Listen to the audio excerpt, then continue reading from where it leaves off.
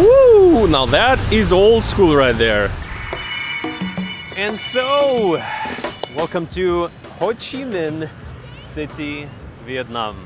Seriously, a place I wanted to come for so long, over the years. I've been to most of Southeast Asia, be it Thailand, Indonesia, but Vietnam, I've only been once in Hanoi, and I've always heard about this big city in Vietnam with skyscrapers. We're actually looking at some of it right now. Just arrived, haven't seen much, and today just want to take you with me on a bit of a first impression. And I gotta tell you already that I expected it to be quite similar to Thailand. I expected it to be quite similar to the rest of Southeast Asia, and while in some ways it is, in some key ways it's absolutely nothing like Thailand. And there's already a few things that I really like about the place, but also a couple of things that I'm maybe slightly disappointed on, and it's a little bit different than I thought it would be, but nonetheless, I'm quite happy to be here. It's a mega city of pretty much 10 million people, at least the region here, and you feel it in many ways. We're just overlooking the skyline, having an amazing view. We got Lisa joining.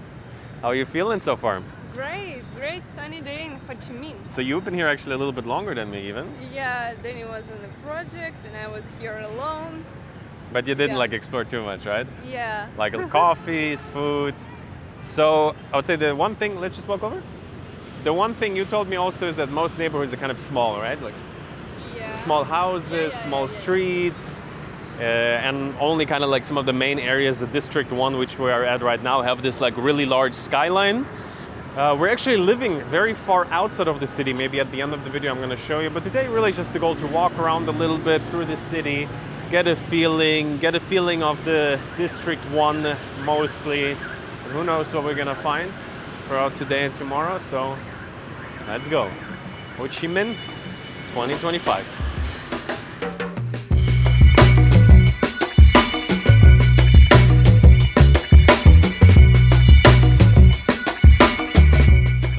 The things that is certainly the most tricky is crossing roads in Vietnam. Not even the police is gonna stop for you, and all you can do is just slowly walk. They're gonna dodge you basically, and it works 99% of the time.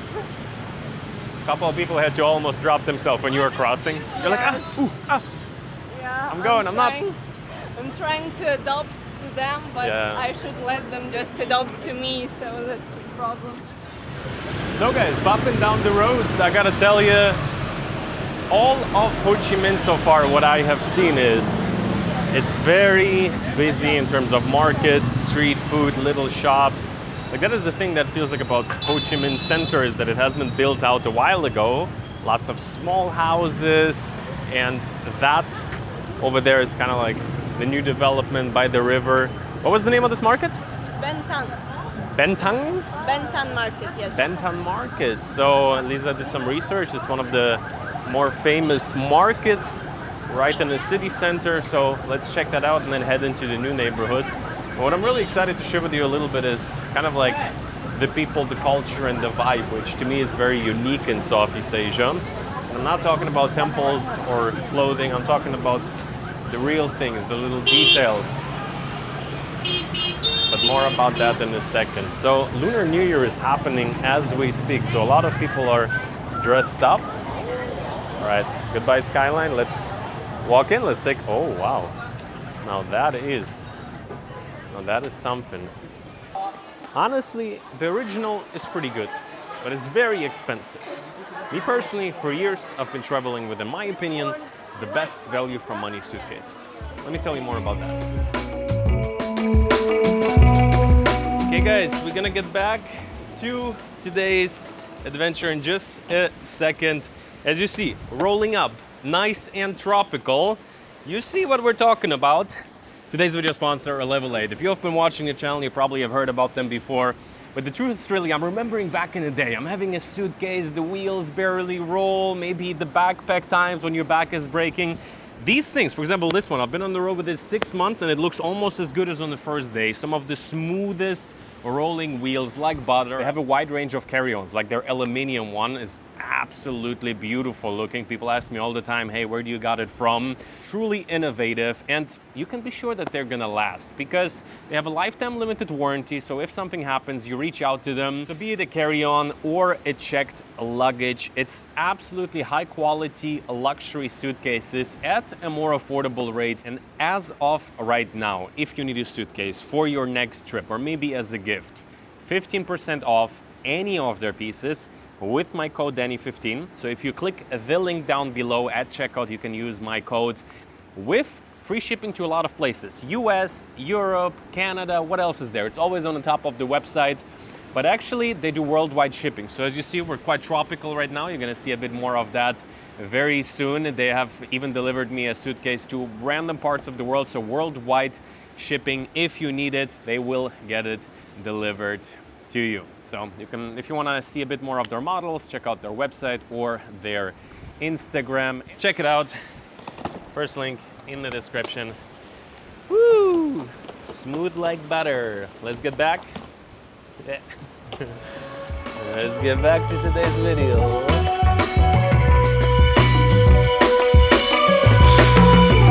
The Thanh Market, it seems like, is pretty much everything, which is pretty cool. You can get the newest drip of choice, lots of different knockoffs, which look actually pretty interesting. That is one thing you notice right away. Maybe it's a Ho Chi Minh thing, but people really like the flashy brands. They like to show off. I'm sure a lot of people are going to the original stores because you see them all over the city as well. Because what is also quite interesting is that Ho Chi Minh is the wealthiest city in Vietnam, and the economical growth has been huge. In just the last pretty much a decade, the whole country transformed. What for you? You're selling shoes, different, funny. It's always funny when they do Zara knockoffs, but actually quite nice. Whenever I'm walking around, yeah. Same vibe. Also, lots more even than in Bangkok, I feel like. Foreigners walking through the streets. Bam, that's what I'm talking about. Now that is the type of branding. What I absolutely love is they have fruit stands all over, and the prices are amazing, $1, $2. And of course, like a true man of culture, a local 7-Eleven. What I do like about Vietnam compared to Cambodia especially, is that they have a lot of their own local produce. So they're making a lot of their own drinks, but even the international stuff is produced. Like in Cambodia, they import almost everything. Anything for you? Some drink? Your favorite, huh? Yeah, I love it. It's so good. So cool thing is you can pay Apple Pay everywhere. Apple Pay, please. Alrighty, look at that. Here's the history of the Thanh Market from 1914. It has been here. And Vietnam is actually colonial history of the French being here for quite a long time. And if anybody knows, let me know. Because a long time ago I was in Hanoi and I'm like, why the hell are they selling these baguette sandwiches everywhere? First day I arrived here, I had one. It was actually delicious. Didn't taste too French to me, but is that the connection? Is that why they're selling baguettes everywhere? Would be my guess. But also, there's a certain, very recent, obviously, communist past, and then it's still the Vietnam Socialist Republic, even though in terms of capitalism is going strong. Like it's becoming one of the biggest producers of clothing in the world. A lot of even big companies, Apple, are setting up production here, Nike, Adidas, which pretty much contributed to the fact that especially Ho Chi Minh in the last 20 years has completely transformed, and we're going to check more of that modern skyline in a bit. But also, quite interesting, the city is mostly known, and most people call it Saigon. That was the name. I think it's about the river that is flowing all over the city. But yeah, very unique place. I think this is very much a more touristy area, still nice. Let's go. So I would say before we make our way into the modern Ho Chi Minh, there's a lot of, I think one of the main buildings of the city, government buildings is around here. That is also a thing about the city, that they have a lot of churches, a lot of remains from the French colonial times, which makes it quite unique on the surface. And generally, Ho Chi Minh is so much more Vietnam, so much more distinct than I expected it to be. In Southeast Asia, maybe the most unique nation to me. They seem to really be doing things their own way. Very good. All right, I'll hand that back to you at that point. Very cheap money. Okay, thank you. I don't know what I should do with that. Only bad things come to mind. So walking through the side alleys, I gotta say it's a nice mix of like, you got the local sugarcane, then you have like a really fancy cafes everywhere, small shops. Okay, let's maybe switch the road. The home of pho, Mama Pho. That's cool. So there's pretty much no point to be using the zebras. Pretty much you can cross anywhere you want. Look at that. Mama Pho. Not hungry yet, but throughout the video we definitely should try something. So the pho prices here go for around 128,000, which is like $6-7. Most local stands give it to you for $1 to $2. I gotta say, in the more nicer places, it does taste a little bit more like, don't know about better, different. So for Lunar New Year, everybody's dressed up, taking photos. And what I was just talking on Lisa's vlog, actually, check it out, is that it's quite... I've even felt that when I was here for a week in 2019. It's really interesting when a country has a similar history, like let's say certain communist ideology back in the day. And of course, it's very different in different parts of the world, but it's in a similar time frame. And I don't know in what way they have been inspired by each other, but the city planning is very similar. The old squares, kind of like here you have the Independence Palace, big old government building. Then next to it you have a big square, a green white park, nothing much more than just benches. It looks literally like any other post-Soviet Union nation. It's wild, very similar, of course not the same. And with that there's also other similarities which I want to explore with you throughout the video, which I think make Vietnam quite unique, not even in the sense that it's similar to perhaps whatever Eastern Europe, the post-Soviet world, but where is it? The hammer and the sickle, it's everywhere. You were quite surprised to see it, huh? Yes. I mean, many countries use it, but this is like something that in most parts of like Eastern Europe they take down a long time ago. But here is a different timeline, a different history. People are proud of their history. And hence also the change of the city name after Ho Chi Minh. And yeah, super nice cafes passing by. And I gotta tell you, so many Westerners is wild. Like more than in Bangkok, right? Feels like it, yeah, in the city center, in the area where we live, no, not as much. Yeah, you see maybe one and then like, hey, how did you get here? So yeah, everywhere is street food. And another thing, tattoo culture, huge here, especially the older generation is completely have full sleeves, quite interesting. The remains of the French that have been here for quite a long time. They built some beautiful palace. This is the Palais de Justice. Palace of Justice. Not sure what it is. Probably transformed into some government building these days. There's also supposed to be a church around the corner. Quite excited to see that. What I do like is they maintain it. And it's kind of like makes such a unique landscape in the city, you know. So here we are by the Notre Dame Cathedral of Saigon. Unfortunately, it's covered up right now. Maybe I can get a shot for you how it usually looks, but very nice square. And once again, something I have not seen in Southeast Asia. The infrastructure, but in some ways also in the back, new modern buildings, JW Marriott, and in front of it, some French old station. So, like I told you, looks like they're doing some major restoration on it right now. And down there on the pictures, you see how it usually looks and how it looked a very, very long time ago. Nice little drone shot. And this is Saigon for you, back in the day. So I'm not sure what it is these days. Looks like, I don't know, in some ways to me it looked like a station of some sort, but let's go in, let's check it out. So this is really the blend, the fusion of the old French remains. Selling like paper things over here. Yes, from 1886. A building that is a good almost 150 years old. And it does look like some type of transportation station. Let's see. Lock is on it.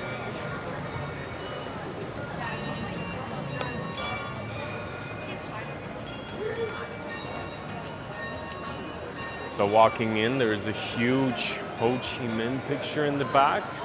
Lots of different shops, coffee, souvenirs, people taking pictures. Still cannot properly tell what it exactly is. It looks pretty epic.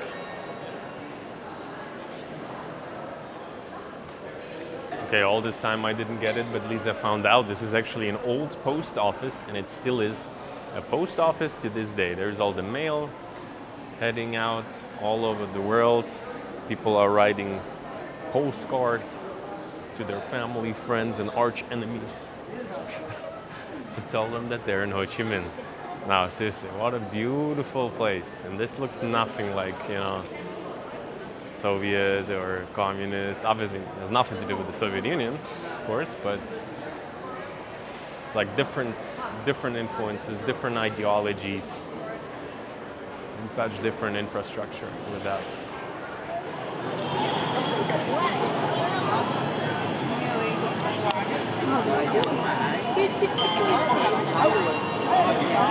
Vietnamese black coffee? This one, Vietnamese black coffee. Yeah, and black you have, yeah? Yeah, black. This is for iced? Yeah. And the one Vietnamese white coffee, iced large, please. Look at how nice they're selling these little Vietnamese coffee sets over here. Tons of merch. Coming soon. So decided to take a little break from all the walking. Recently I've been receiving comments like, hey, you're the YouTuber that walks the most, and indeed, that is true. So we are sitting at Katinat Coffee and Tea House, and they have many actually Vietnamese chains. One of them is Highlands, you see them absolutely everywhere. This one actually I just discovered through walking around that I've seen at least 5 locations of them, and I gotta say, super stylish in some ways, kind of like old school. Nothing too crazy, but inside glass, some lights. We're sitting down here, just made the order. And we got some Vietnamese rocket fuel. Rocket fuel? Yes, that's how I call it. White and black. Did you bring sweetener? No?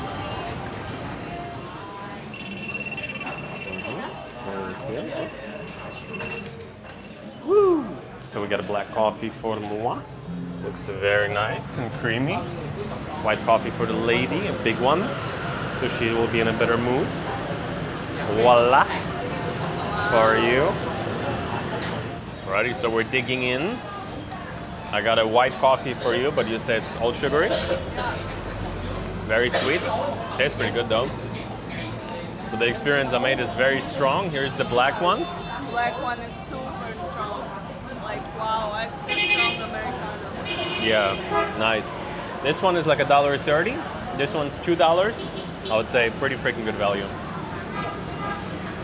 Beautiful presentation. Yeah. I don't want to throw away this cup. It's so cool. I'm giving you the microphone. I don't want to throw away this cup. I want to take it home. So guys, I would say time for some observations. Here we have some locals, I would guess. Not locals, like I said, many. So you see what for me is always interesting when I come to any new countries. It's kind of like the small nuances. It's not as much like visiting a temple or reading up on the history. Yes, that's relevant, but for me it's relevant if you see certain influences of that history within, let's say, the current day. So for me that is kind of like, what is the people's body language? How do people communicate? Are they very like rather shy, quiet? Are they loud in communication with each other? How is the body language? And what I gotta say is very interesting is the fact that people here are kind of like the most similar to people where we're from.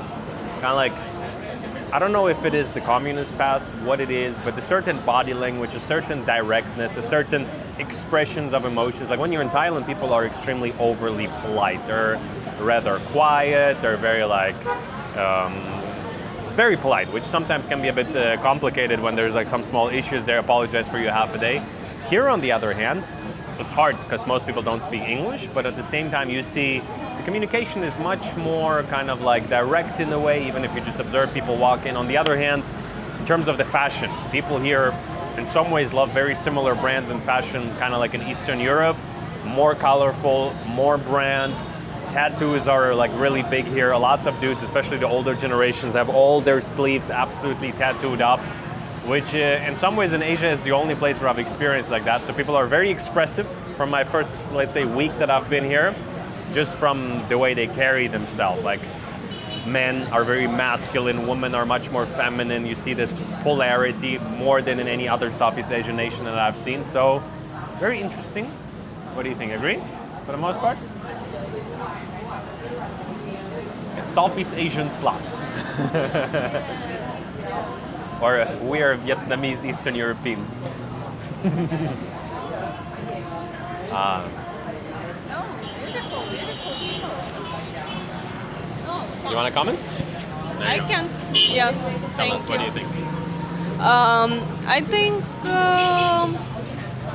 people dress very well, like even though it's not as colorful as in Thailand probably, but more tight, more fashion, minimalistic in some ways. I don't. Women dress like very feminine. Yeah, men carry much themselves more, much more. If they were like looking as Slavs, I would say it's Kiev. Yeah. Like Kiev fashion, I feel like you they're see. even a bit more, honestly. Yeah, in it's in warm a, in a also. good in a good Yeah. neighborhood in Kiev, like people dress very even more feminine women than in Kiev, and some of course freaky teenagers is everywhere. Yeah. Definitely interesting. Interesting. I had purple hair when I was a teenager, so Fun fact. fun fact. She used to be a vegan too, but that changed when we met.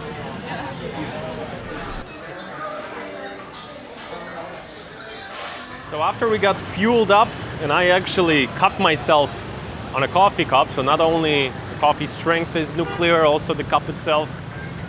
But for real, what we haven't seen properly yet, I mean I have, but I haven't showed you yet, is the very modern part of Ho Chi Minh. It's in many ways the business center. Most of the money in the country is flowing through here. I think the highest concentration of millionaires is in Ho Chi Minh. And with that, obviously, there's a certain infrastructure built out. There is actually the tallest building of Vietnam close to here. You're going to see that very soon. Already been inside of it, and I got to tell you, special place in the whole country. Kid just fell off a skateboard. Poor guy. It's not the first time, by the way. No? I was Little puppy, look at that.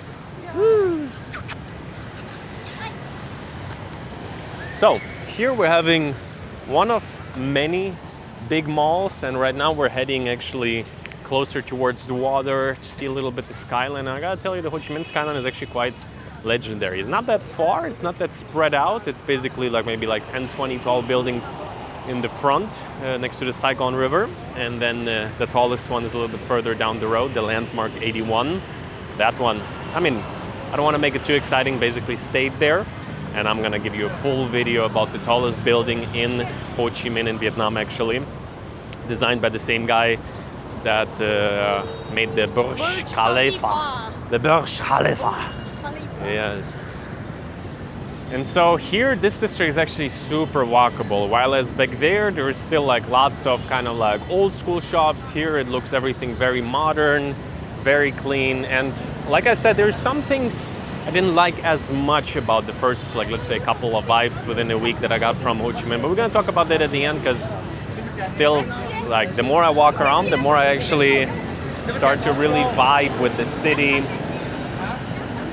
like the energy. Let's actually check this out. This looks kind of cool. in some way walkable, I was about to say.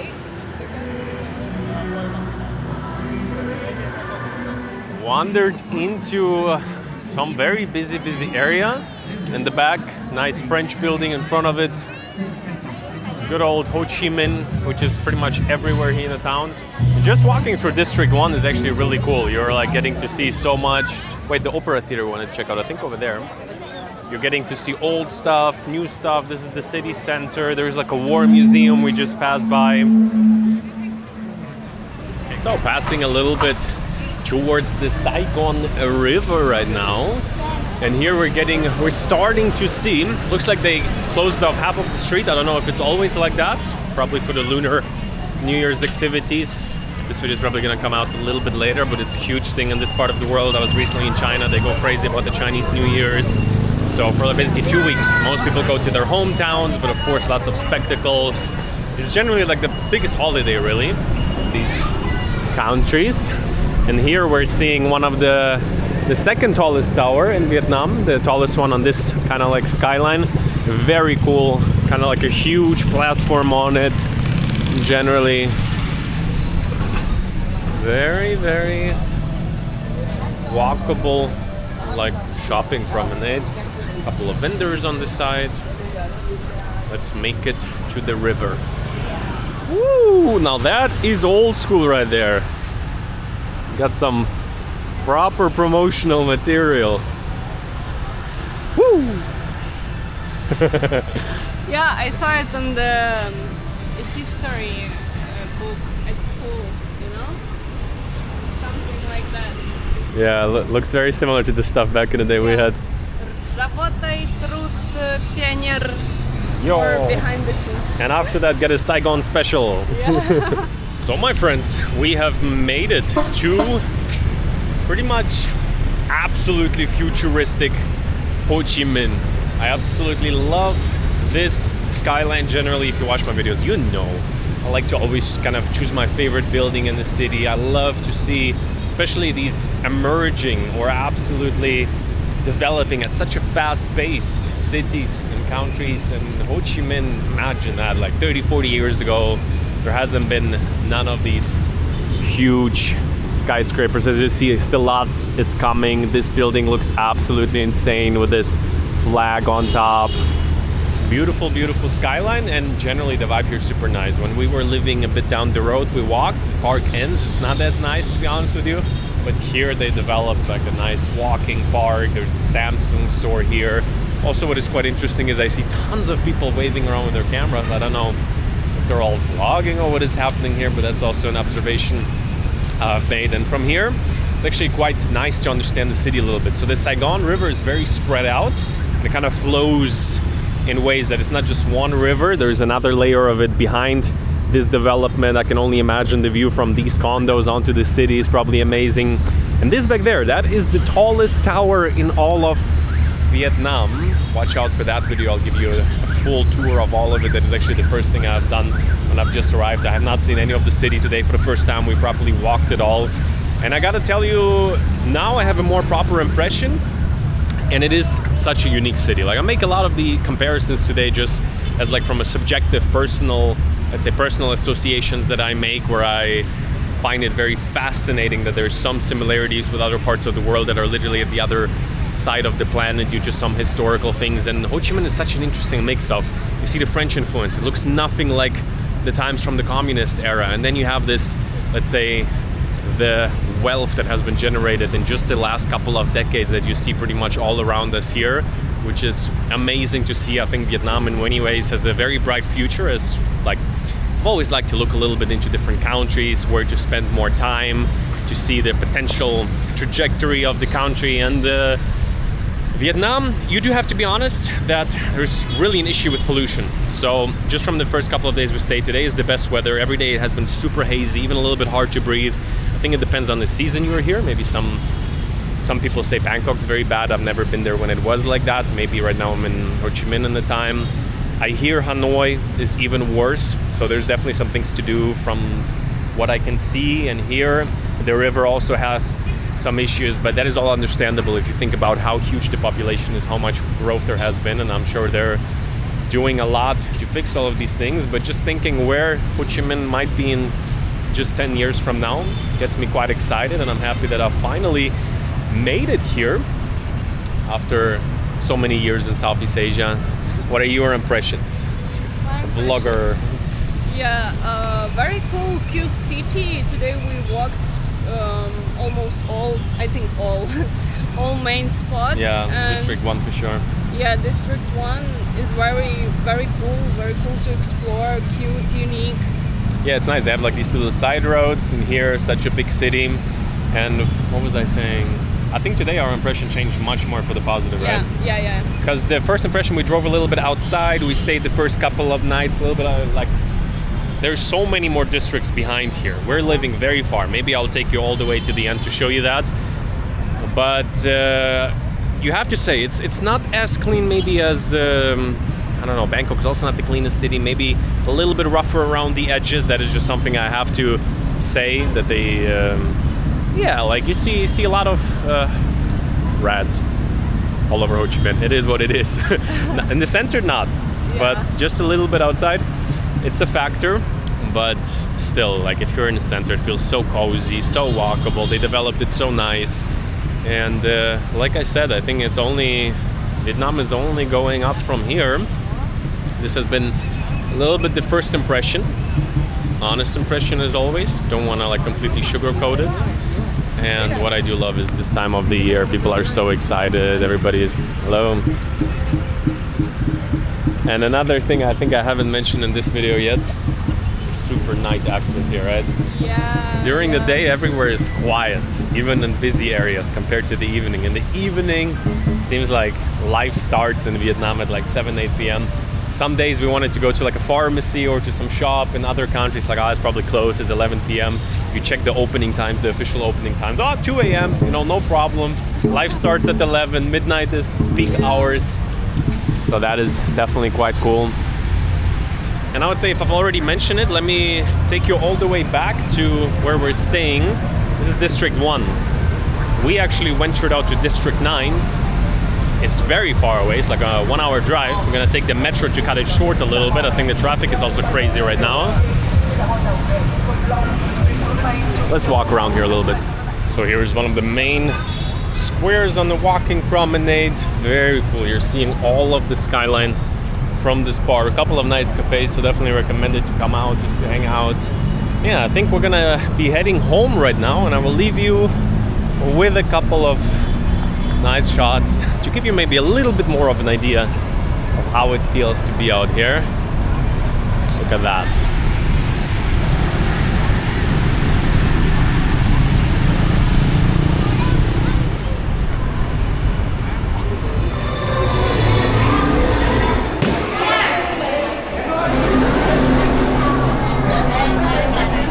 So that has been the metro experience here in Ho Chi Minh actually today, for the first time trying it. Very affordable, don't know exactly how much, paying with card. And took us, this would have taken like an hour on taxi. This would have taken like an hour on taxi. I think it was like 22 minutes or something like that. And yeah, now we need to take another taxi to get home, and maybe tomorrow morning I'll give you an idea where we're staying.